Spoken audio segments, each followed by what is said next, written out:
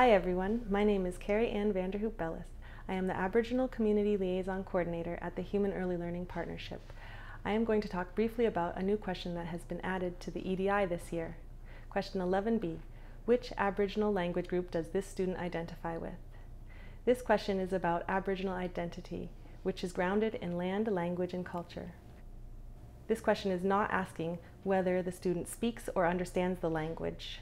We are using language to understand which Aboriginal peoples the student identifies with. Identifying Aboriginal children this way acknowledges the unique cultural heritages and their connection to the land and their communities.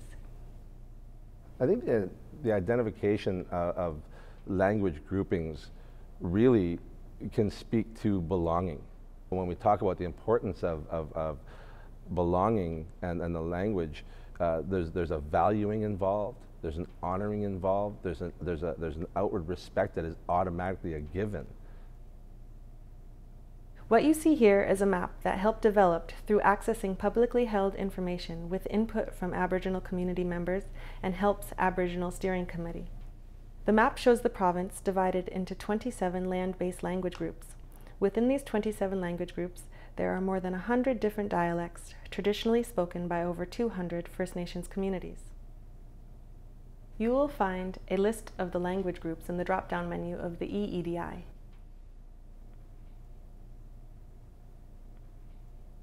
We anticipate that the biggest challenges in answering this question will be how to know which of your students are Aboriginal and which land-based language group your students identify with. We have some suggestions for how to tackle these challenges.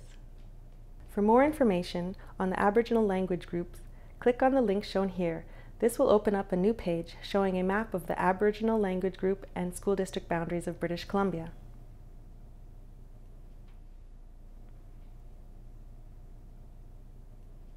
If you are unsure which of your students are Aboriginal, we encourage you to check your students' school registration forms or ask a parent or caregiver. You can also ask that local Aboriginal education committees. Most school districts in British Columbia have Aboriginal education enhancement agreements in place and work closely with Aboriginal education committees. These Aboriginal education committees are valuable resources in terms of understanding local protocol, getting ideas of how to integrate culturally appropriate content and materials in the classroom, and learning more about additional resources available in your school district. There are also a number of online resources available, such as the First Peoples Language Map of British Columbia website, which includes an interactive map of the province illustrating the First Nations language group boundaries. There you will find a wealth of information provided about the languages, territories, and First Nations people of British Columbia. If you are looking for further support regarding Aboriginal language recognition or any other EDI Aboriginal engagement information, please don't hesitate to contact HELP's Aboriginal Community Liaison Coordinator or your local school district's HELP Community Trainer. Thank you for your time.